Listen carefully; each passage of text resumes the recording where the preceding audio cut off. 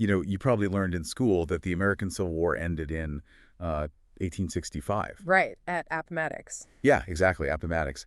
It's taught as this clean, albeit incredibly bloody conclusion that, let the country finally start the Reconstruction process. Right.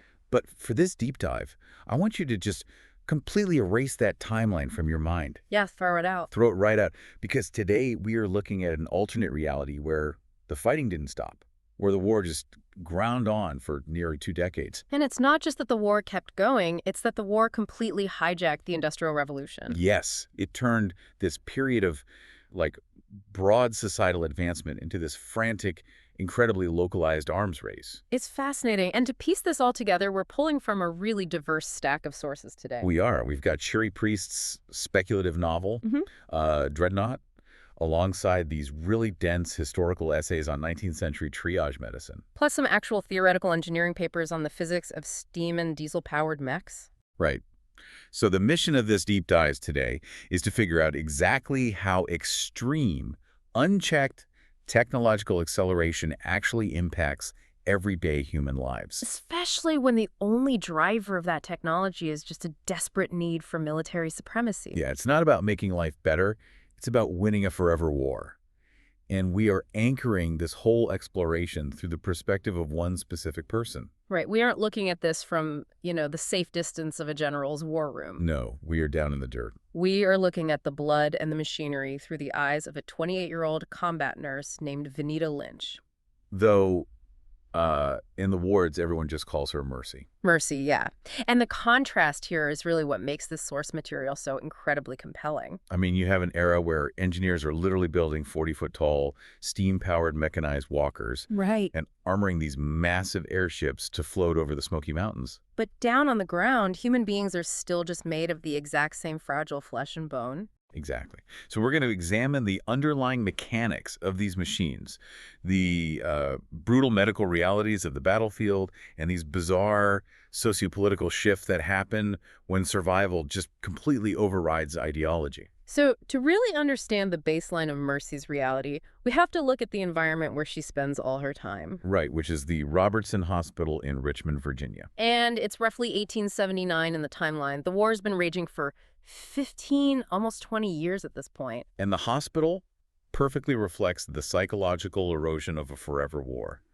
Let's break down the physical reality of this place. Yeah, because the sources paint a picture that is just fundamentally at odds with modern medicine. Completely. I mean, Mercy is working under Captain Sally Tompkins. And we should clarify, Captain is a literal commissioned military rank here. Given to her by the Confederate States of America. Right, because when a war never ends, civilian infrastructure just inevitably collapses into military infrastructure. Everything is the military. And Captain Sally runs this hospital with this, brutal obsession for cleanliness. She has men boiling massive pots of water around the clock. Just constant boiling water. And they're scrubbing the floors with lye soap in 2-hour shifts. The chemistry of that lye soap is actually a really important detail from the sources. Oh, yeah. Explain the lye, because it sounds intense. It is. Lye, or sodium hydroxide, is highly caustic. It literally breaks down the lipid bilayers of cellular membranes. Which means what, exactly, for the hospital? It makes it incredibly effective at destroying bacteria and organic matter.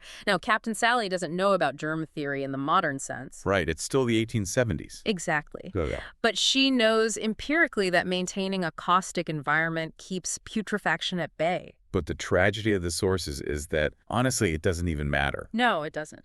Despite this literal chemical warfare against dirt on the floors, the hospital is an absolute sensory nightmare. The descriptions are vivid. The air is thick with the smell of spent gunpowder. And that sharp chemical bite of surgical ether. Plus the heavy, sweet rot of gangrene. Ugh. And there's this one specific odor from a group of patients they call wheezers. Ah, the wheezers. That is such a brilliant, dark detail from the source material. Yeah, these are soldiers who are addicted to this yellow sulfurous drug. It really highlights the lengths to which military pharmacology will go to just keep broken men on the firing line. So what exactly does this drug do to them? Well, the drug binds to the respiratory tract.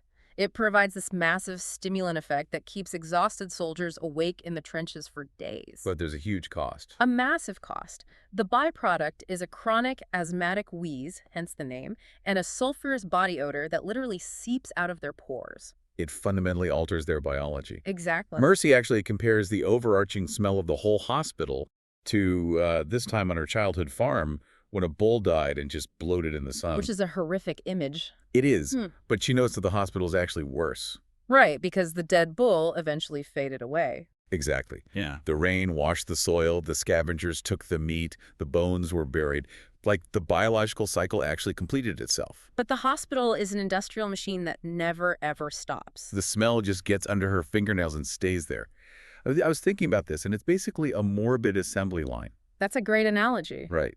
The factories churn out the bullets, the soldiers absorb them, and the hospital patches up the survivors just enough to send them right back to the front. And this repetitive cycle, it breeds a very specific kind of psychological detachment. It has to, right? Or you'd go insane. Precisely. When a war drags on for 2 decades, the initial ideological fervor just evaporates completely. The historical essays we reviewed made a big point about this. Soldiers in a forever war, they stop fighting for grand concepts like states' rights or abolition. They fight out of pure momentum. Yeah, they fight because their farm was burned down last year or their brother was shot last month. It becomes deeply personal and highly localized. And you see that momentum perfectly mirrored in Mercy's daily triage routine. Oh, her routine is wild. She's working in what used to be the ballroom of this old judge's mansion. Right, they've repurposed the architecture of high society into a literal meat grinder. And she's elbow deep in a laundry basin looking for a wounded private's pocket watch because a bullet just grazed his skull and destroyed his short-term memory. And before she can even process the tragedy of that one guy, a completely new wave of casualties arrives. She immediately shifts into this hyper-competent, emotionally deadened state. We see her jump in to assist a doctor with a soldier named Gilbert Henry, and his physical trauma is just catastrophic. Yeah, a shredded arm, pulverized ribs, a punctured lung. Medically speaking, without advanced trauma surgery and modern antibiotics, his mortality rate is 100%. There's no coming back from that in 1879. No, the pneumatic pressure in his chest cavity is completely compromised. He literally cannot oxygenate his blood. And Mercy knows this the absolute second she looks at him. Yet she still administers the ether. Right, she uses this intricate mask and valve system that Captain Sally somehow procured. She leans in, she asks him for his mother's name and address, and she promises to write a letter. She is knowingly administering a placebo of hope. Yes, and that placebo serves a dual function, which is critical. How so? Well, it provides comfort to the dying man, obviously, but it also maintains order in the ward. Oh, I see. If the nurses start treating the dying like corpses before they actually expire, panic sets in among all the other patients watching. Right, the illusion of care is a structural pillar of how the hospital actually operates. Exactly. But the really jarring part is what happens like 3 minutes later. The illusion drops completely. She has to physically hogtie another soldier, Silas Newton, to a cot. He's thrashing, he's cursing, he's absolutely terrified because he knows the surgeons are about to amputate both his legs. The whiplash of her job is just intense. It really is. She's the literal angel of mercy 1 second and basically a prison warden the next. It's all intense compartmentalization. For Mercy, this relentless routine acts as a psychological shield. Because of her husband, Philip. Right. Philip is a border state boy from Kentucky who fought for the Confederacy, and he has been missing in action for nearly 2 years. And as long as she is just scrubbing floors and administering ether all day, she doesn't have to confront the statistical probability that he is dead. But, you can't out-engineer human grief forever. No, you can't. And her whole routine shatters when Captain Sally pulls her away from the ward to meet 2 visitors out in the courtyard. And these aren't just any visitors. One is Clara Barton, the pioneer of the Red Cross. And the other is a man named Dorrance Atwater. Dorrance Atwater is a really fascinating historical anchor in the text. Yeah, he was a real person, wasn't he? He was. He was a real Union soldier who was imprisoned at the Andersonville prisoner of war camp. And the conditions at Andersonville were notoriously lethal. Beyond lethal. Overcrowding, severe malnutrition, rampant scurvy, and dysentery. The mortality rate was just staggering. Right. And Atwater, working in the camp's hospital, he secretly copied the daily death register. He did, so that families would eventually know the actual fate of their sons and husbands. And in this alternate timeline, he's performing the exact same function, crossing enemy lines under a Red Cross flag. So he hands Mercy the list. And Philip's name is on it. He died at Andersonville 9 months ago. I really want you to consider the temporal weight of that fact. It's crushing. She has been waiting and hoping and bleeding herself dry in this horrific hospital for almost a year. While her husband has been decomposing in a mass grave just a few hundred miles away. This massive lag in information introduces a huge theme in our sources: the totally uneven distribution of technology. Oh, absolutely. Because the very next thing that happens to Mercy completely juxtaposes that agonizing 9-month delay of Atwater's physical paper list. She is handed a Western Union telegram. Right, a telegram from Tacoma in the Washington Territory. Which is 3,000 miles away on the complete other side of the continent. It's from her father, Jeremiah Swackhammer, a man who literally abandoned her and her mother 15 years prior to go pan for gold in Alaska. The telegram says he is gravely injured and asking for her to come to him. Think about the infrastructure required for that telegram to reach her. It's mind-boggling for the era. You have electrical pulses traveling at the speed of light across copper wires strung over mountains, deserts, and active, heavily armed war zones. The message hits repeater stations, it gets transcribed, and physically delivered to her in a matter of hours. Hours! The technology to communicate across an entire continent is nearly instantaneous. Yet the technology to identify the dead in a neighboring county relies on a guy sneaking a piece of paper out of a prison camp in his boot. It's a brilliant illustration of how war completely warps technological development. Because the telegraph lines are protected and maintained since generals need them to coordinate troop movements. Right. Exactly. Identifying dead prisoners serves absolutely no strategic military purpose, so it remains a manual, dangerous, archaic process. So Mercy is standing there, holding this telegram from a man she fundamentally despises. She retreats to a stairwell and just vents to Paul Forks, who is a wounded soldier retained as an orderly. She questions why on earth she should cross a continent for a man who abandoned her. And honestly, I found myself asking the exact same thing when I was reading the sources. Right, why not just stay in Richmond? Why risk the journey? Paul offers a really grim piece of advice here. He talks about getting wounded, thinking he was bleeding out, and sending a letter to his wife and son. Only to learn later that they had died of consumption months before he even wrote the letter. Yeah. He tells Mercy that if she doesn't go, the not knowing will basically rot her from the inside out. It all comes down to the psychology of forward momentum. Her husband is dead. Her envisioned future in Kentucky is completely gone. And the hospital in Virginia is just this holding pattern of endless trauma.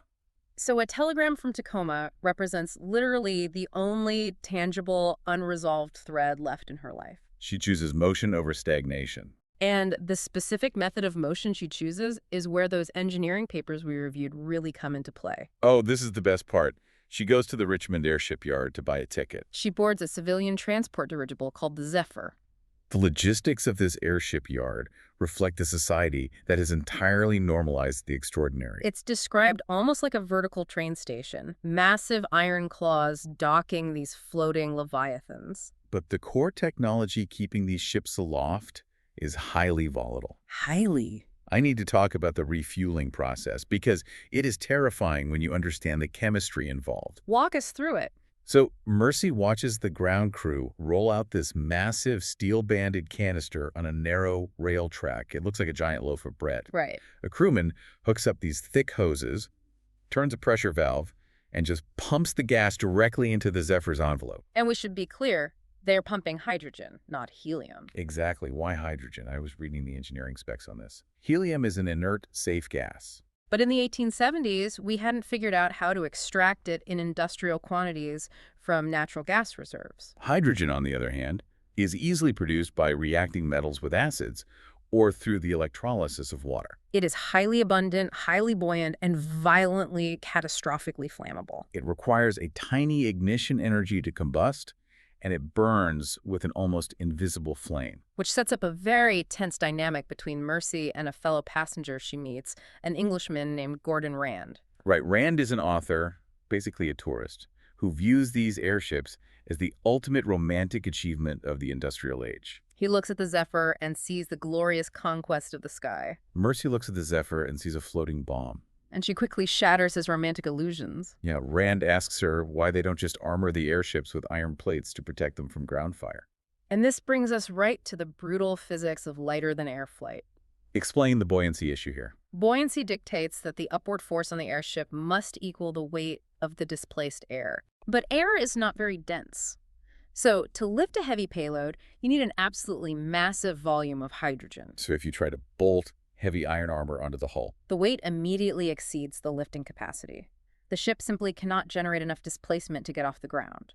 it's an insurmountable engineering bottleneck. You Right. literally cannot have a heavily armored dirigible. Mercy explains this to Rand. She points out that in the arms race of the last 20 years, anti-aircraft artillery evolved exponentially faster than aeronautical defense. A single incendiary bullet, piercing the canvas envelope, hits the hydrogen, mixes with atmospheric oxygen, and the entire ship just incinerates in seconds. Which is precisely why military airships are largely obsolete on the front lines in this timeline. They're too slow, too big, and way too fragile. Yeah, the skies belong to civilian transports like the Zephyr. And they operate on a single fragile assumption. If we fly high enough, and if we fly civvy, meaning without the heavy, bright exterior lamps of a military craft, both sides will just ignore us. The operative word there is assumption. Definitely. Because after a smooth takeoff and a quick refueling stop in Winston-Salem, the Zephyr is flying over the Smoky Mountains near Cleveland, Tennessee. Night has fallen, the cabin is completely dim. And suddenly, they hear a sound against the metal belly of the gondola. A rhythmic popping like a pneumatic hammer driving rivets. It's anti-aircraft fire. The geographical front line of the war has violently and unexpectedly shifted south. They have unwittingly flown directly into an active combat zone. Let's really put ourselves inside that cabin for a minute. It's terrifying. The captain, a normally cheerful guy named Curry Gates, immediately orders all interior lights extinguished. The passengers are plunged into total darkness. And the cabin is unpressurized, meaning they cannot simply ascend out of range without the passengers losing consciousness from hypoxia. The sensory deprivation just amplifies the terror. You are suspended thousands of feet in the air, dangling beneath tons of highly explosive gas. The ship is violently bucking from the atmospheric pressure changes of the artillery shells exploding nearby. You can hear the physical impact of lead tearing through the thin metal of the undercarriage. And because you are in the dark, every single sound is magnified. The strategic problem they face is one of identification. Right. Because they are flying dark to save weight and avoid attention, the ground troops, both Union and Confederate, can't see the civilian markings on the hull. To the soldiers below, the Zephyr is just a massive, unidentified shadow passing over their heads. And standard military doctrine dictates you shoot down the unidentified shadow. This forces a moment of absolute desperation from the crew. A sailor named Ernie realizes that the only way to stop the barrage is to illuminate the ship's civilian insignia. But the external lamps aren't wired. No, he has to manually climb out of the top hatch onto the exterior of the hull mid-flight under active artillery fire to hang low-light electric lanterns. I spent some time researching the mechanics of early electric lanterns for this, and it's wild.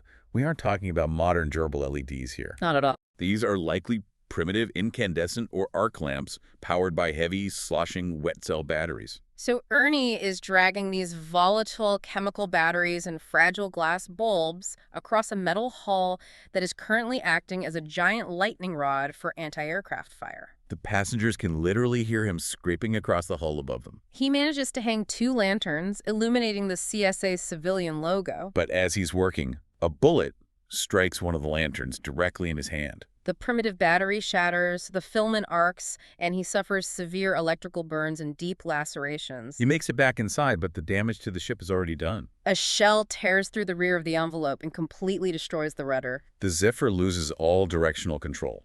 Captain Gates tries to reassure the passengers that they're just going to set down softly. But he is lying to prevent a panic. Right, without a rudder and actively losing lifting gas from all the shrapnel holes, the ship is just falling. The only control Gates has left is the release of ballast to try and slow the rate of descent.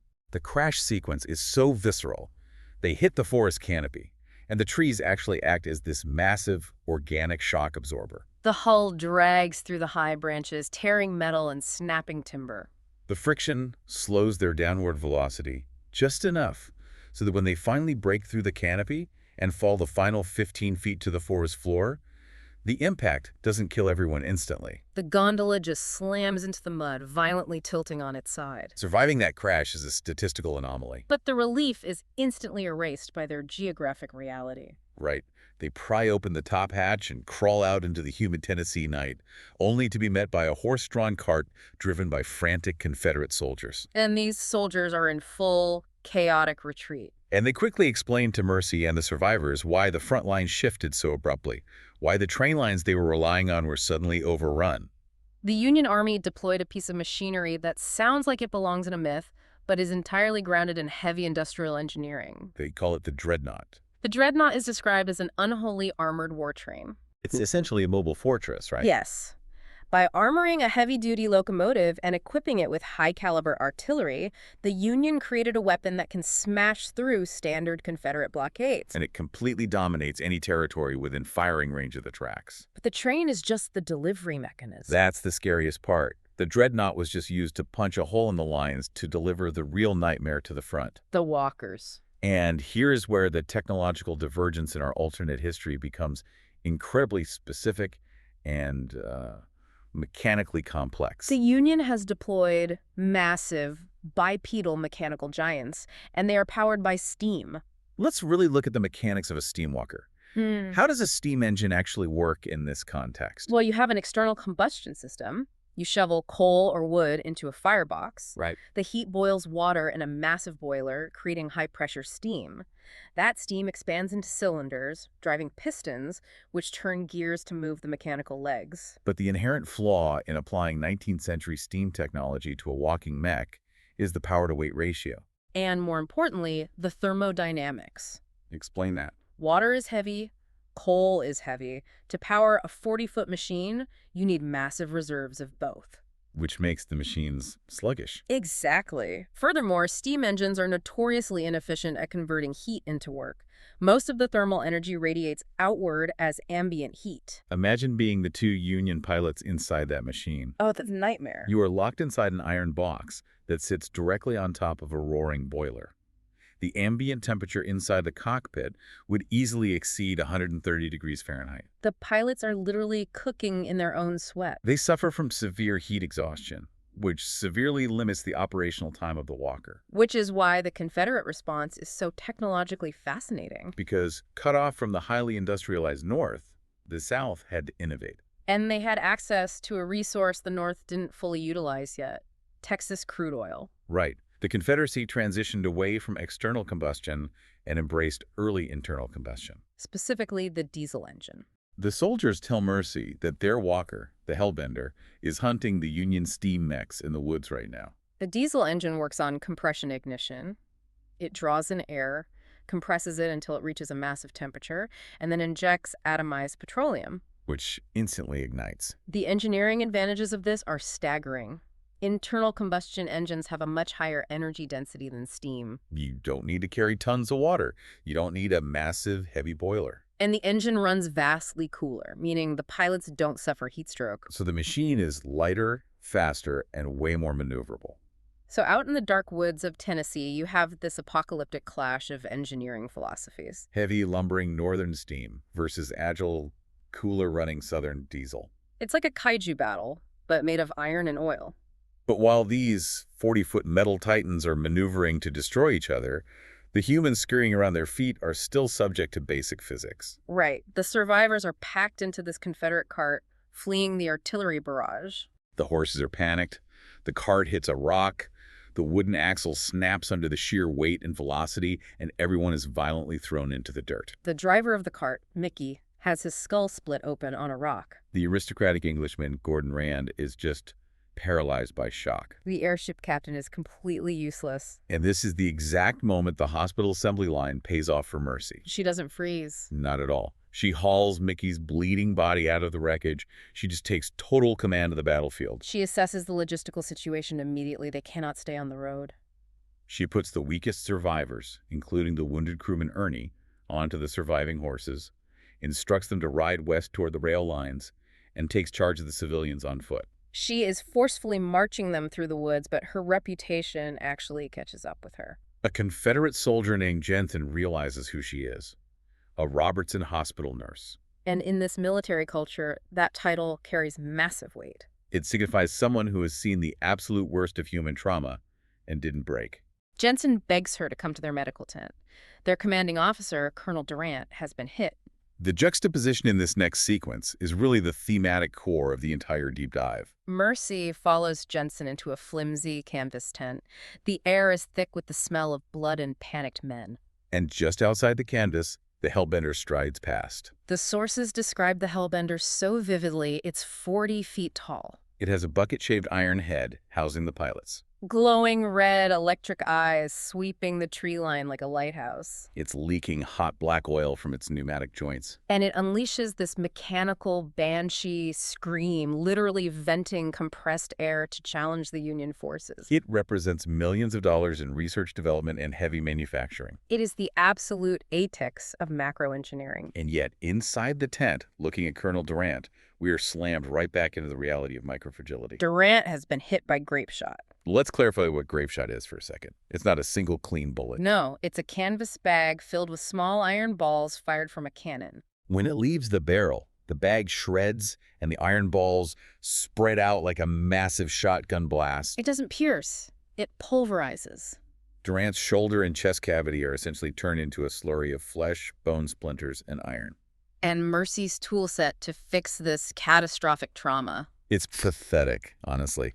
A dead doctor's leather satchel containing a bottle of ether, a pair of forceps, and a pot of hot water. The technology of destruction has evolved to 40-foot mechs. But the technology of healing is still a woman with tweezers trying to pull iron out of a man's lung. The ground is literally shaking under her knees from the Hellbender walking by, but her hands are completely steady. She administers the ether. She meticulously probes the wounds, extracting the iron fragments. But as she's working, her deep medical training takes over. She assesses the blood loss. She assesses the depth of the tissue damage. And she knows with absolute certainty that even if she gets all the metal out, the infection will kill him within days. He is functionally already dead. But here is where we see the application of those psychological tools she honed back at Robertson Hospital. The tent is full of Durant's men. They are terrified. They're looking to Mercy, the famous Richmond nurse, as a literal savior. If she stands up and says, "Your commander is dead, there is nothing I can do," the morale of that unit shatters instantly. And in the middle of a shifting front line, a demoralized unit will break and run. Socialize. She cleans the wounds. She binds his chest with clean linen. She hands Jensen a bottle of liquid opium and gives him highly specific clinical instructions on how to administer it to manage the pain. She performs the ritual of saving his life so convincingly that the soldiers completely believe it. She stabilizes the psychology of the unit even though she cannot stabilize the biology of the man. And that act of profound, pragmatic grit earns her the fierce loyalty of the men. Jensen actually gives her the dead doctor's gun belt, 2 high-quality, perfectly maintained 6-shooters. But more importantly, they provide her with an armed escort and a horse. Getting her to the rail junction at Cleveland, just ahead of the Union advance. She practically falls onto the Birmingham Belle, which is the very last evacuation train leaving the station before the Dreadnought severs the line completely. She is covered in mud, soot, and the colonel's blood. She sleeps for hours as the train barrels west, away from the front, toward our final destination today. Fort Chattanooga.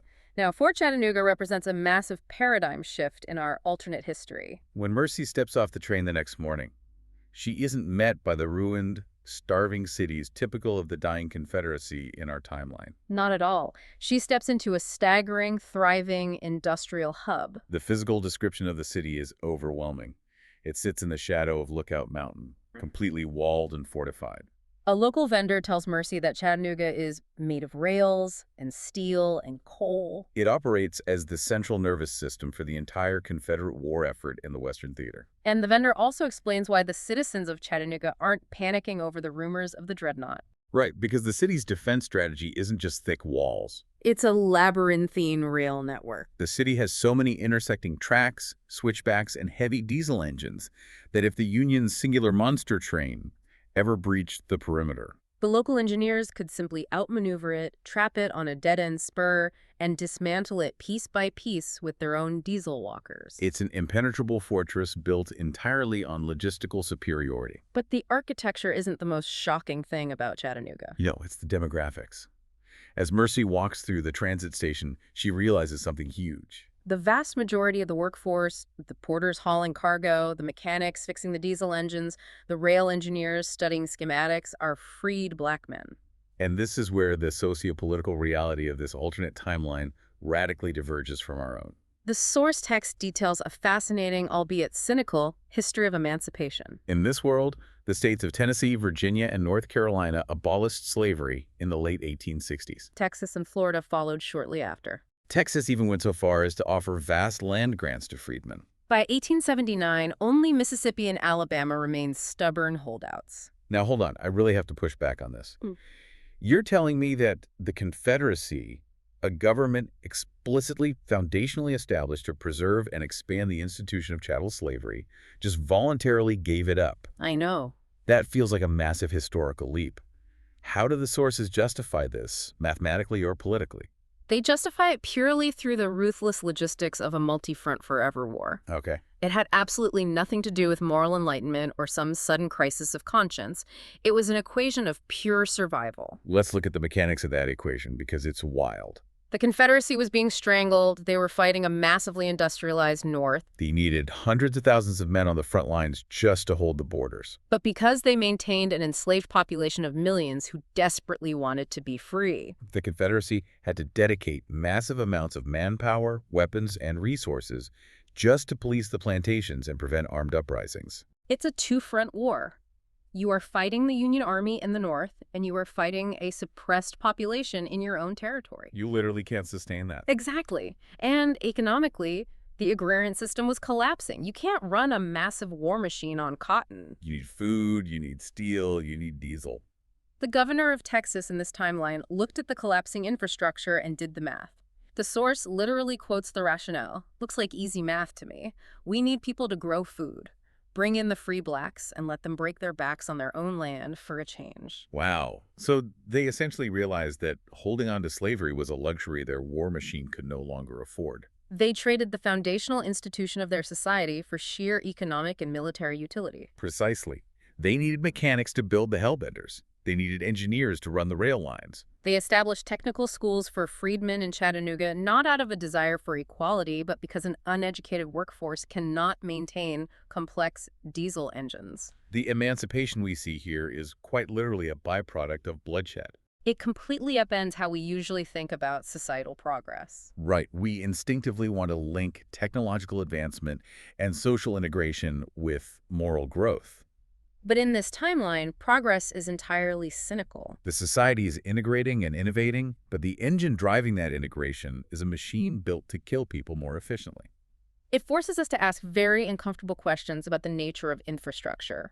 If a technical school is built solely to train men to fix war machines, what happens to that school when the war ends? And amidst all these colossal societal shifts, amidst the politics and the 40-foot walkers, we return to the anchor of our story.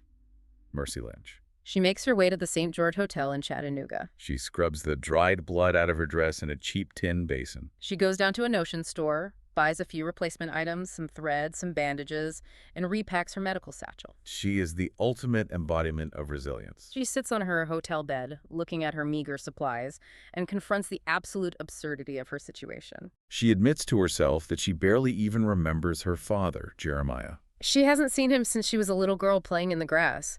The man in Tacoma is essentially a stranger. She asks herself, what on earth am I doing, crossing a whole world by myself to see a man I can barely recall? And the answer she arrives at is the core of her character. With Philip gone and Richmond behind her, she simply doesn't have anywhere else she has to be. The telegram is a vector. It provides a direction. So she holsters the dead doctor's guns, picks up her satchel, and boards the next train to Memphis, moving deeper into the unknown. Let's zoom out and look at the sheer scale of the journey we've unpacked today. It's massive. Yeah. We started in the lye-scented, blood-soaked wards of the Robertson Hospital, examining the chemical reality of triage. We explored the uneven infrastructure of a nation that can send a telegram 3,000 miles in minutes, but takes 9 months to deliver a death notice. We analyzed the volatile physics of hydrogen airships, experiencing the sensory deprivation of a crash. We broke down the thermodynamic arms race between Union steam mechs and Confederate diesel walkers. And we arrived in an industrialized fortress city where social emancipation was enacted purely as a cynical logistical necessity. It is a reality where the extraordinary feats of engineering have become entirely mundane, and the mundane act of taking a train ride is a literal fight for survival. Which brings me to a final thought I really want you to mull over after we wrap up here. We've explored how a forever war forces a society to adapt. It forces the invention of miraculous machines and accidentally accelerates social emancipation just to keep the assembly lines moving. But when a society's entire technological and social foundation, every rail line, every engine, every school, is built strictly to prolong warfare, what happens to the soul of that society when the war finally stops?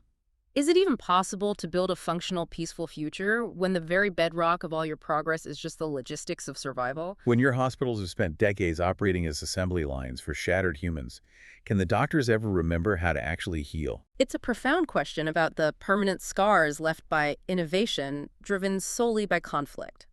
Thank you for taking this deep dive with us today. We hope we unpack the mechanics and the history of this world in a way that gives you a completely new perspective on the intersection of technology, war, and human resilience. Keep questioning the machinery around you, and we'll see you next time.